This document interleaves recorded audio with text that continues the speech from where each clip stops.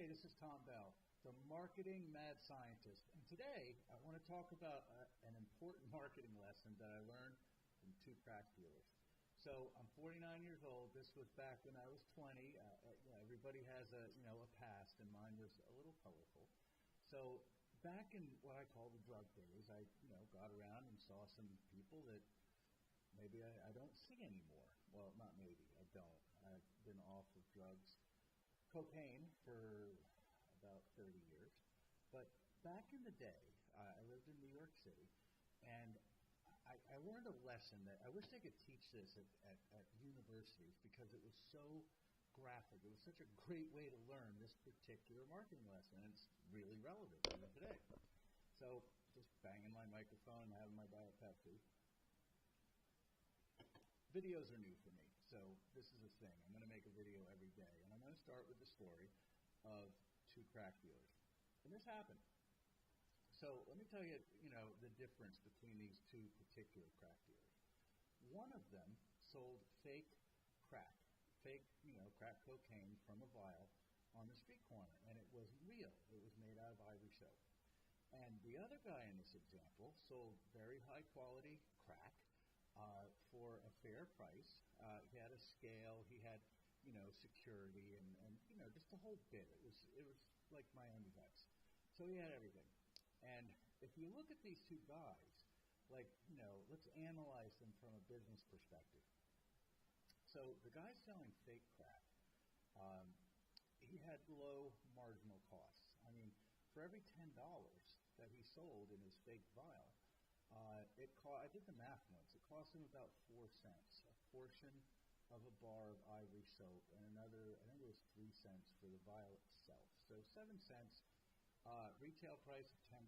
So he has a 99.3% however he added up. It was a lot. He had a very high profit margin. Okay? So look at the other guy. He sold, back then it was $30 wholesale for product that sold for $100 per gram, and he would buy this stuff for, I think it was $18 or $20 per kilo. He didn't cut it, so his profit margin was very low. So for every $30, he was spending maybe $20. Now let's look at his costs. The guy with the fake, there's my microphone again. Here you go.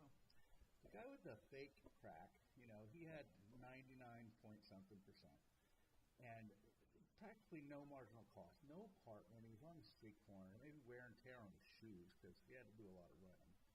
But the guy that was selling the good stuff for the very low margin, here's a neat little thing. This guy was paying for at least 3 guards that I knew of that had to carry guns in New York City, which is very dangerous. So I imagine they were getting paid a lot of money. He had guns of his own. He had his apartment, and back then, little known fact is they had to pay double rent. The building superintendents always knew.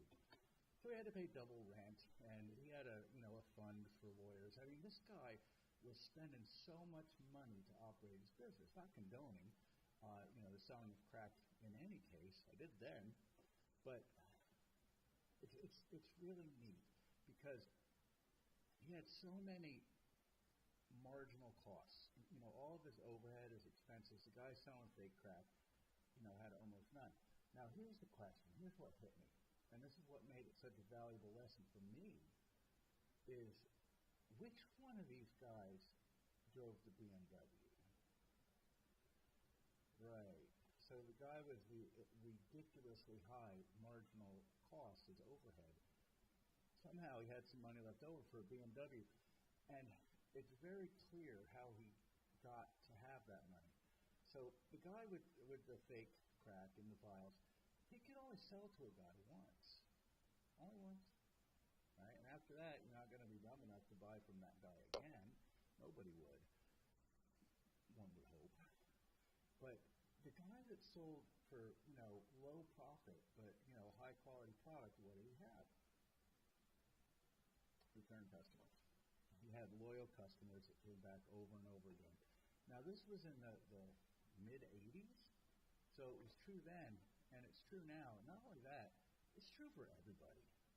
Name a business that doesn't rely on some type of returning customers. Not just continuity. You have your retention, which I'll talk about that for a minute. You have your retention. You have, people preferring to go back to the same donut shop for whatever reason, or the same gas station. I mean, commodity stuff, right? But they'll do it for that one little reason, and that returning customer is so much better as a customer than somebody that you have to acquire. If you're that gas station, you need bigger signs, you need lower prices, whatever. When you have the customers already, they're 7 times easier to sell to an existing customer, right, provided that you treat them well. So in internet terms, I mean, fast forward all the way to 2016, the average retention on a lot of the sites that I work on are measured in the days. It's a common trend that people buy in, they sell them a continuity program, and usually the continuity program just really kind of sucks, and people don't put enough attention into it. And I've done the math. If a customer retained for even another week, you'd say, oh, look, we have a 4-week retention now, and we pushed it to 5, right? So the short-sighted math would be, I just raised back-end conversion 20%, so that adds 20% of profits. It gets really complicated really fast, and I'm doing all this live. I resolved not to cut anything. But that extra 20% comes after the customer was acquired. It comes after the cost of processing, the affiliate commissions have all been paid. So if you're a business owner, you have a product, and you add on 20% conversion. First off, the straight-up weighted number is that 20% represents a lot more than 20% to the actual bottom line, but that's just the beginning, right? Because once you retain somebody 20% longer, just in this example, you have less people talking smack about you on Facebook. You have people, saying nice things. And more importantly, you have them returning to buy your next product, your next step on the upsell chain, right? So not... what's the word? Refund avoidance there's a lot of ways to look at that. And any internet aware offer owner who thinks that saving refunds means putting limits to customers getting a refund is a fucking idiot. It's just not that kind of party, right? If you say, no refunds allowed. First off, you're not going to close as much on the front end. They're going to refund anyway, or they'll do the thing that they always have available to them called a chargeback, which is a lot worse than a refund. So do not limit people from getting refunds. If they're not happy with the product, it's probably your fault. Give them the refund. When people ask me for refunds, I give them the refund and a free premium product, right? In the hopes that I can make the experience a little bit better, and that's going to affect what happens on social. Plus, it's just the right thing to do, right? So not sure how we got started on the whole refund tangent, but the whole moral to this video, and we're only going to go a little bit longer because I want to keep them short, is it's not as obvious to the naked eye, but treating customers right is, first off, a cool thing to do if you're a human, but it also makes the best business sense in the world. So I don't want to bite off. I don't want to talk about everything and the whole marketing universe, but this little tidbit is my video for the day, and I will see you again tomorrow.